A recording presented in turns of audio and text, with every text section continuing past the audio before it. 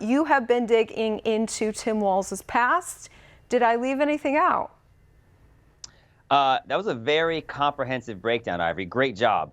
But there are still more things to talk about, unbelievably. You forgot to mention that he, as the head of the State Board of Investment in Minnesota, because he's the governor, they put $900 million worth of Minnesota tax dollars pension plan money into China.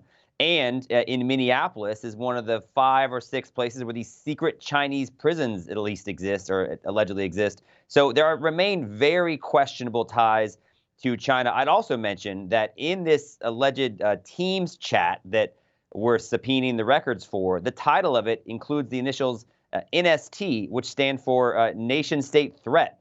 So obviously, Homeland Security is aware of very concerning national security threats that Tim Walz's affiliations with China may pose, which is why the number of connections he has with China that you just did an excellent job of detailing should be very troubling to all Americans. A lot of Americans, I think, just look at this and say, that's a little far-fetched. Tim Walz is such an all-American white guy. Why would you believe that he's a Chinese agent? Come on, guys.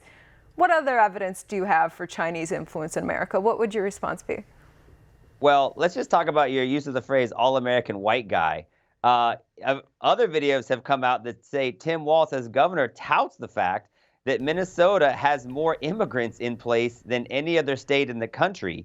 And as you noted, he supported a lot of things that seem very aligned with the Chinese Communist Party in terms of, the censorship and the tracking of people who say things that aren't friendly to what the government wants you to say. I mean, let's remember this. Ivory, you and I could not be having this conversation in China, where we ask real hard questions about the leadership of this country, people that want to lead this country. If you do the same thing in China, you get disappeared.